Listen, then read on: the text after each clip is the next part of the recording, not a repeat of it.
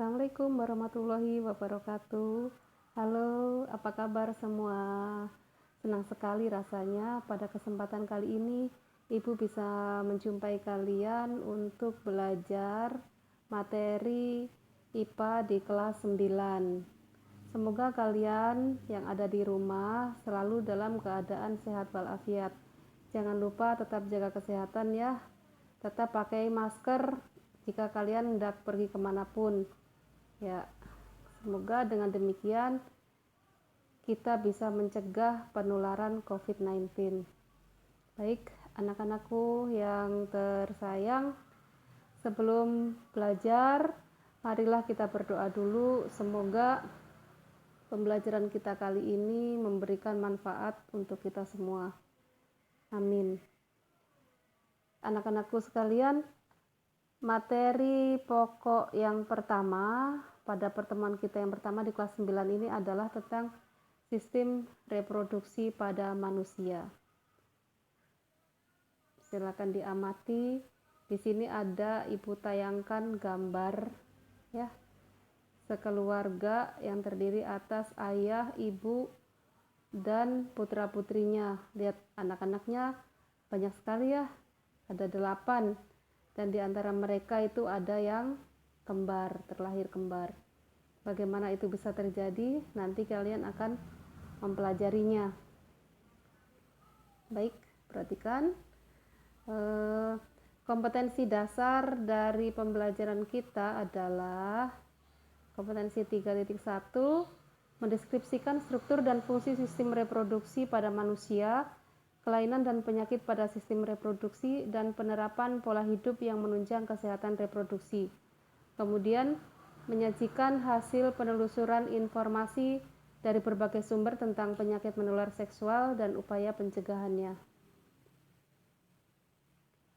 Pertemuan yang pertama, tujuan pembelajaran kita adalah peserta didik dapat memahami pembelahan sel, mitosis, dan meiosis.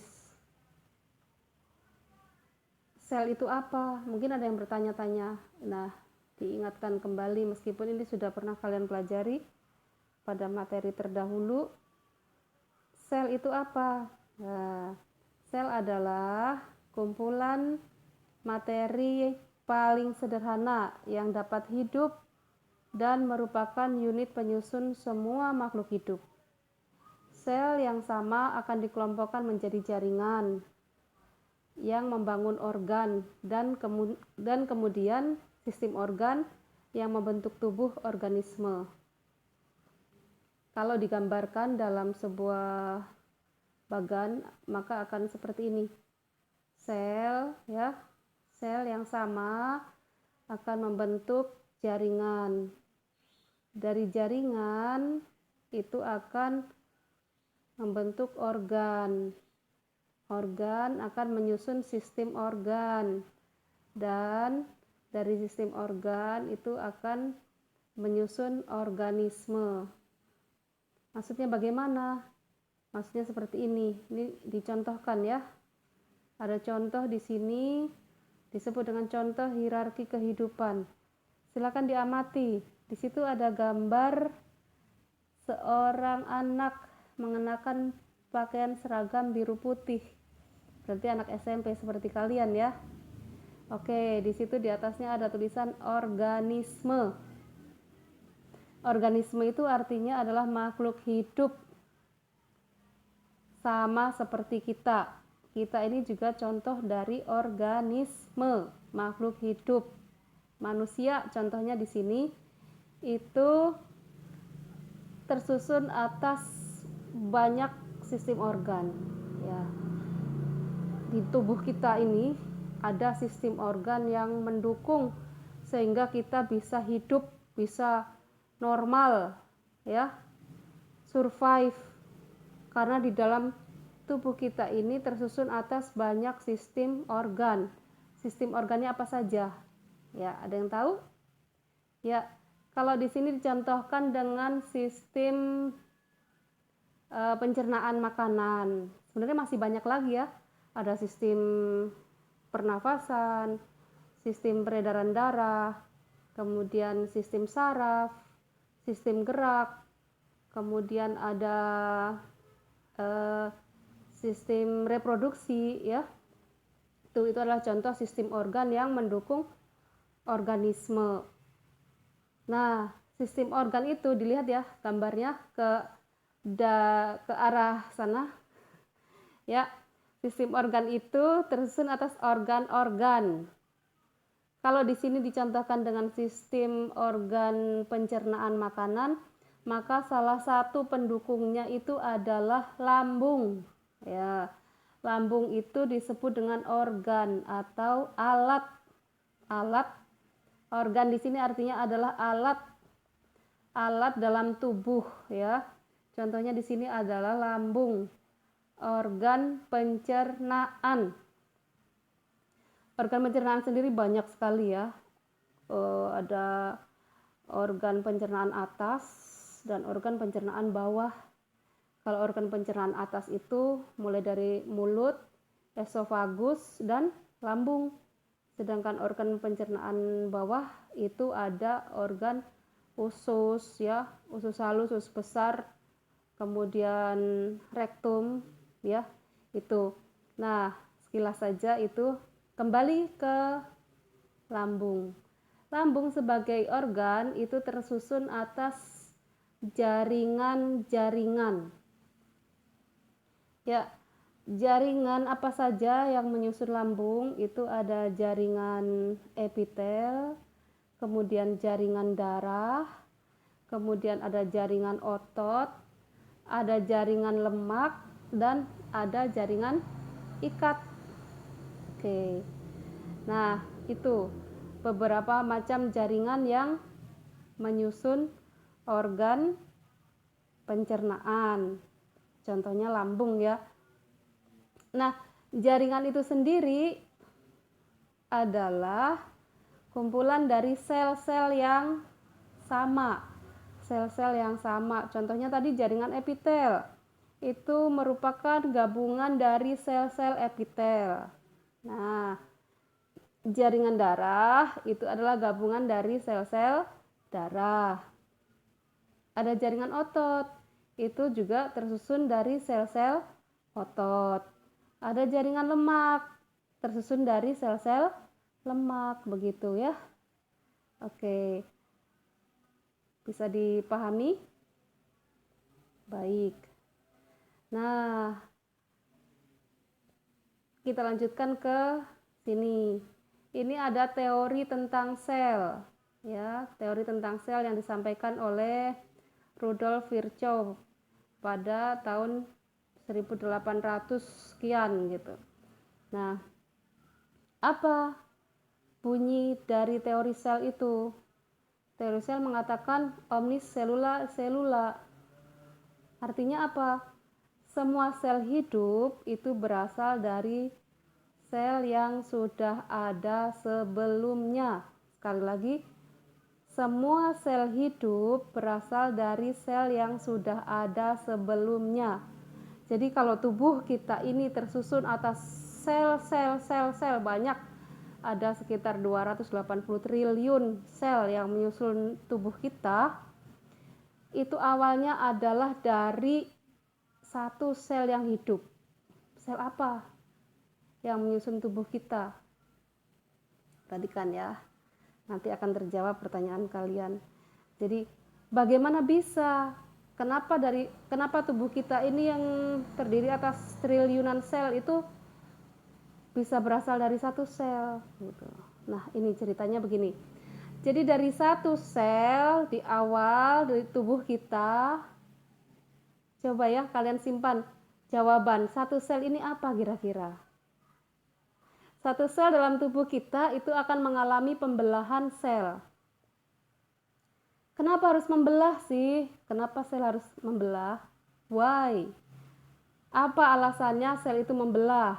Ya, ternyata ada 3 alasan ya kenapa sel itu membelah.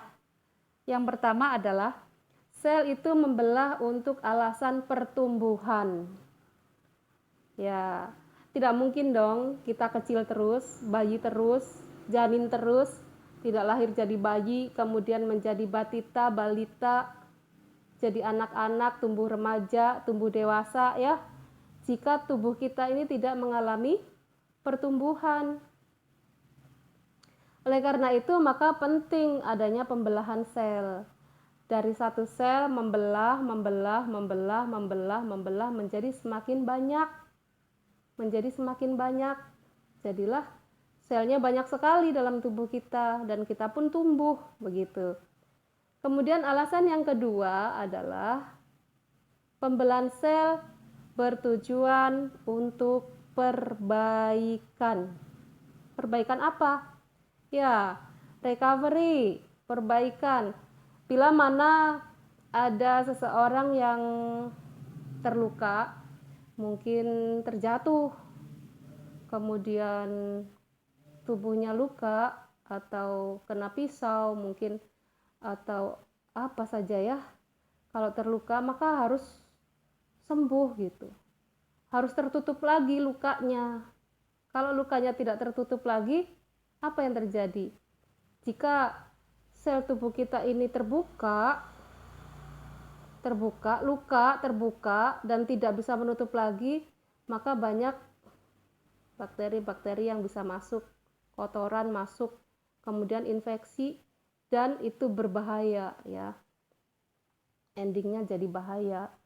Maka dari itu harus ada perbaikan dari sel-sel yang rusak akibat luka dan sebagainya.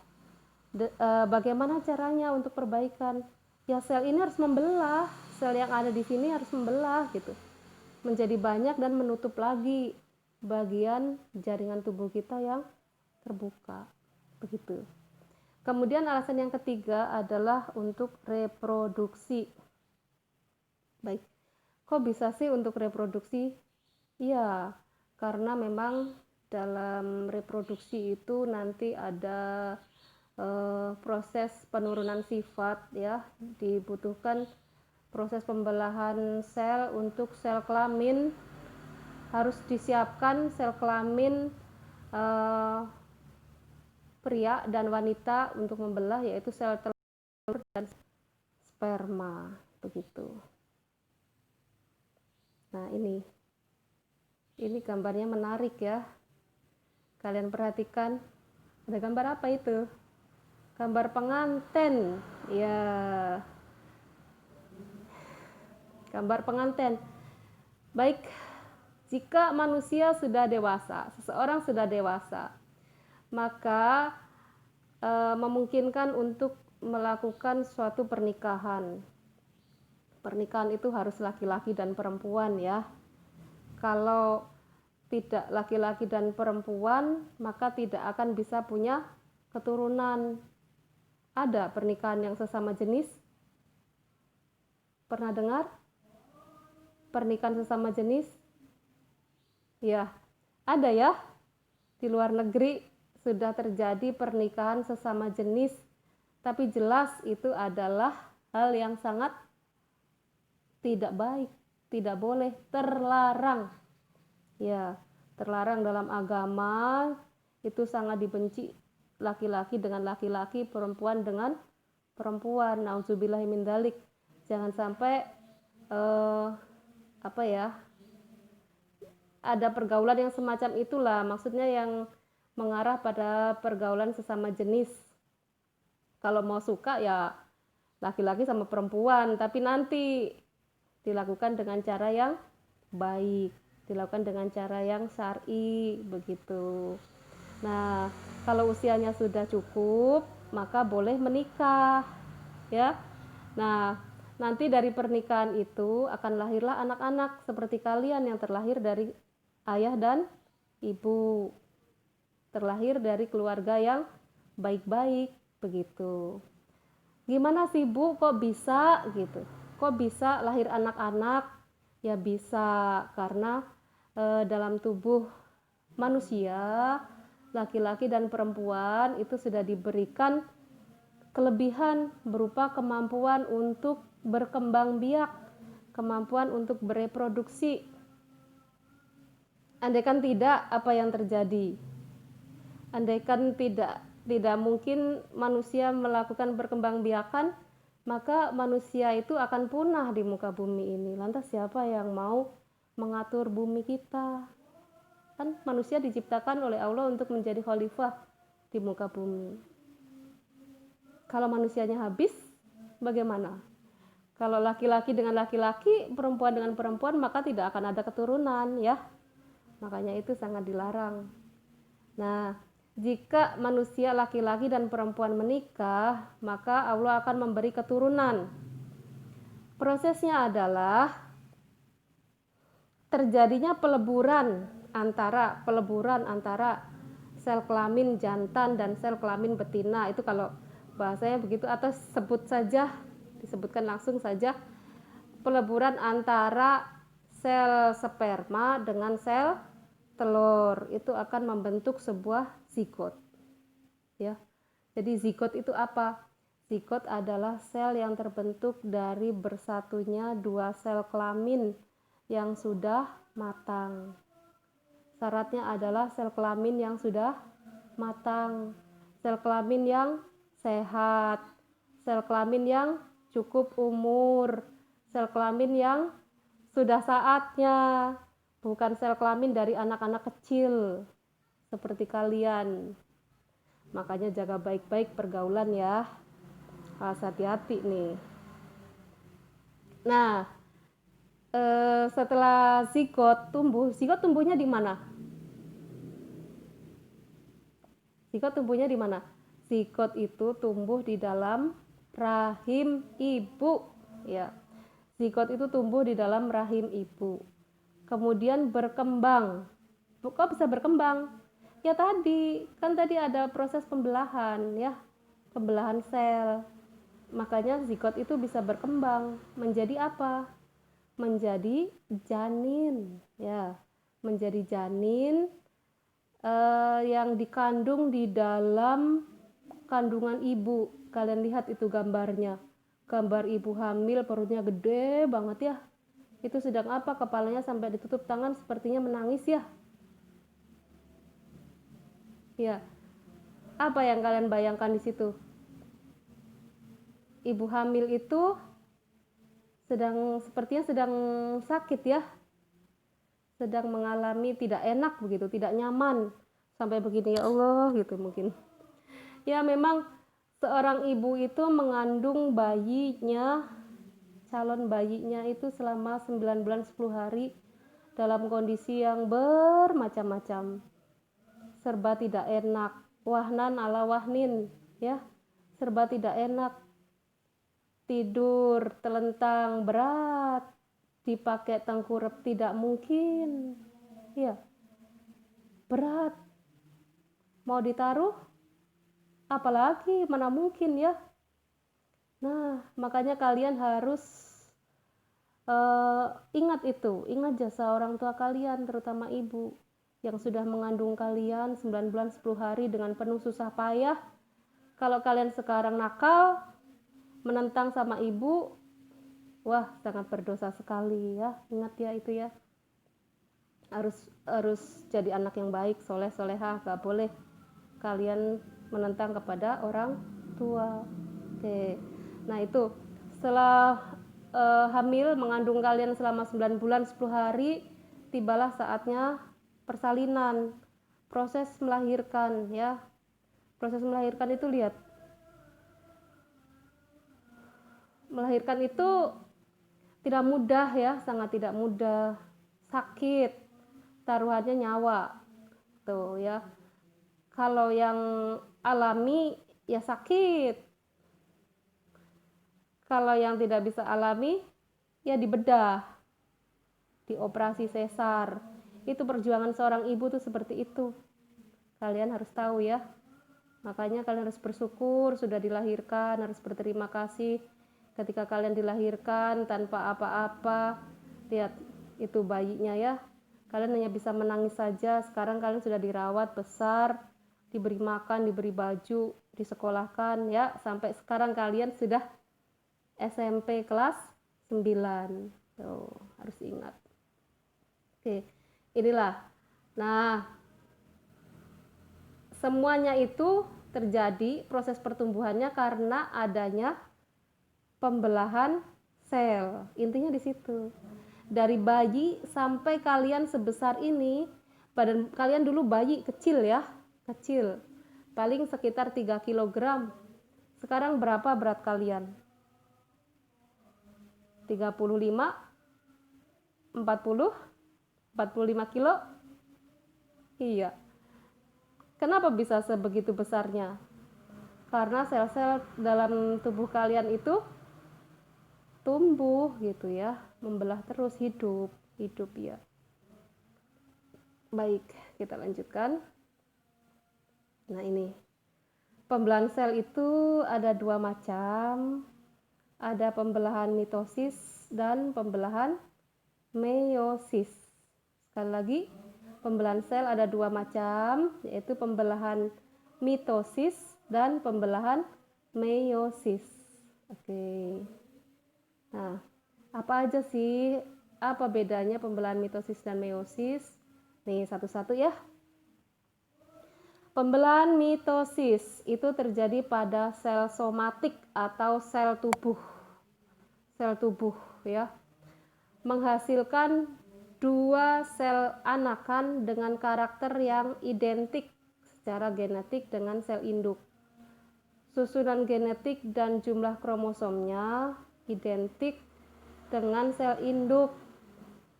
Nah, jumlah kromosom yang dimiliki oleh sel anakan adalah 2N atau disebut dengan diploid, sama dengan sel induk ya, sama dengan sel somatik pada induknya. Nah, ini Bu, Ibu tadi menyebut kromosom. Kromosom itu apa? Ya, ini kromosom. Kromosom itu adalah materi genetik yang berperan dalam pewarisan sifat, berisi DNA yang menyimpan informasi genetik dalam sel. Informasi genetik itu apa sih? Informasi genetik itu adalah sifat yang ada pada orang tua yang bisa diturunkan kepada anak-anaknya. Sifat apa saja? Sifat ini maksudnya adalah sifat yang ada dalam tubuh. Misalnya tinggi badan, warna kulit, warna rambut, ya, hidung. Nih, bahkan sampai ke telinga, itu juga telinganya bentuknya menggantung atau menempel, ya. Kemudian lidah. Lidahnya bisa digulung atau tidak. Lidah digulung tahu?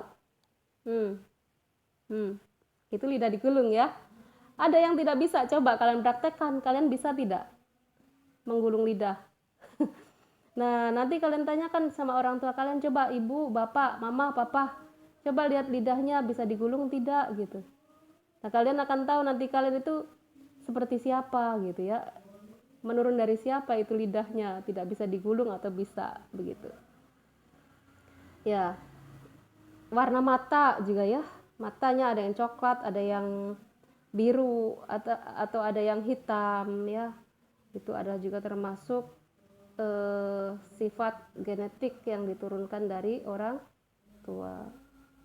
Baik, kita lanjutkan. Ini adalah perbedaan tentang diploid dan haploid. Kalau tulisannya kurang jelas, nanti Ibu akan share lagi di Classroom ya, biar kalian bisa membaca dengan jelas. Intinya adalah di sini perbedaan diploid dan haploid itu, kalau sel diploid mengandung 2 set lengkap, 2N dari kromosom, sedangkan haploid itu sel haploid memiliki setengah dari jumlah kromosom, jadi N saja. Sebagai diploid, yaitu sel haploid hanya berisi 1 set lengkap dari kromosom. Nah, sel diploid itu bereproduksi dengan cara mitosis, membuat sel-sel yang merupakan tiruan yang sama persis dengan induknya. Sedangkan sel haploid adalah hasil dari proses meiosis. Ya. Suatu tipe pembelahan sel di mana sel diploid membelah untuk menghasilkan sel bibit haploid sel haploid ini akan bergabung dengan sel haploid lainnya pada saat terjadi pembuahan. Pembuahan ini maksudnya apa? Pembuahan ini maksudnya adalah bertemunya sel sperma dengan sel telur. Jadi pada saat pertemuan sel sperma dengan sel telur setelah menikah tadi, ya, perhatikan, itu akan bergabung setengah sel dari ibu dan setengah sel dari bapak, haploid dari ibu, haploid dari bapak, maka nanti akan jadi organisme yang 2N lagi. Oke, kemudian kita lanjutkan. Contoh dari sel yang diploid tadi adalah kulit, ada pada kulit, sel yang ada pada kulit, pada darah, sel otot, ya, juga dikenal sebagai sel somatik. Kemudian sel yang haploid itu adalah sel yang digunakan dalam reproduksi seksual, sperma dan ovum, disebut juga dengan gamet. Ya, itu. Oke, ini kalau digambarkan dalam gambar, ya, skema itu diploid itu seperti itu. Kalian lihat diploid itu ada 2 pasang, ada 4, ya, 2 pasang. Sedangkan haploid itu N saja dibagi 2 gitu, ya, setengahnya. Haploid itu setengah dari diploid. Kalau diploid 2N maka haploidnya N saja. Kalau diploid itu digambarkan isi kromosomnya ada 4, maka di haploid itu ada masing-masing 2, jadi 2 sel gitu, ya. Dari satu membelah menjadi 2, di dalamnya isinya setengah-setengah begitu, ya. Itu gambaran dari haploid dan diploid. Baik. Nah, diingatkan lagi tadi pembelahan sel itu ada 2, ya, mitosis dan meiosis. Nah, mitosis sudah kita bahas. Sekarang sebentar, ini mitosis kalau dibuat bagannya seperti ini. Ini adalah tahapan-tahapan dari pembelahan mitosis. Ada profase, di awal itu adalah profase, kemudian dilanjutkan dengan metafase, ya, anafase dan telofase. Baik, ya, itu adalah tahapan-tahapan dari mitosis: profase, metafase, anafase dan telofase. Pada saat telofase akan terbentuk 2 sel anakan, dari 1 menjadi 2, ya, dari 1 menjadi 2 sel anakan. Nah, kita lanjutkan ke meiosis. Meiosis ini menghasilkan 4 sel anakan. Masing-masing sel memiliki separuh dari jumlah kromosom sel induk. Dan meiosis hanya terjadi pada organ kelamin, berfungsi untuk menghasilkan sel gamet, yaitu sel telur dan sel sperma. Meiosis menghasilkan sel anak yang mempunyai kromosom setengah dari kromosom sel induk atau N saja, disebut dengan haploid. Maka pembelahan sel meiosis disebut sebagai pembelahan reduksi, karena dari 2N diploid dihasilkan anakan yang N saja. Baik, kita lanjutkan. Ini meiosis jika digambarkan dalam bentuk bagan akan seperti ini, ya. Dari 1 sel induk membelah, terakhir tuh didapatkan berapa? 4, ya. Ada 4 sel anakan. Induknya diploid 2N, anakannya masing-masing adalah haploid, ya. Anakannya adalah haploid. Terjadi di mana tadi meiosis? Meiosis adalah pembelahan sel yang terjadi pada sel kelamin, yaitu sperma dan sel telur. Baik, ya, itu adalah beberapa hal yang Ibu sampaikan pada pertemuan kali ini. Nah, tugasnya adalah, ini tugas sekalian membuat rangkuman ya. Kalian rangkum dari tadi yang Ibu sampaikan, tuliskan dalam buku. Bentuknya, nih Ibu kasih 2 pertanyaan yang isinya adalah sebenarnya rangkuman dari yang tadi kita bahas. Yang pertama, tuliskan perbedaan antara mitosis dan meiosis. Yang kedua, analisislah mengapa pembentukan sel kelamin terjadi melalui pembelahan meiosis. Nah, tadi udah Ibu singgung di atas ya. Sudah. Tugas dikerjakan di buku. Silakan dikerjakan di buku, kemudian dipoto dan diposting ke kolom komentar di Google Classroom. Ingat, tidak dikirim japri via WA. Tidak. Jangan mengirimkan jawaban dalam japri ke WhatsApp ya. Mohon maaf, bukan apa-apa, karena tidak mungkin ya dari sekian banyak kalian mengirimkan jawaban semua foto-foto dalam WhatsApp ya.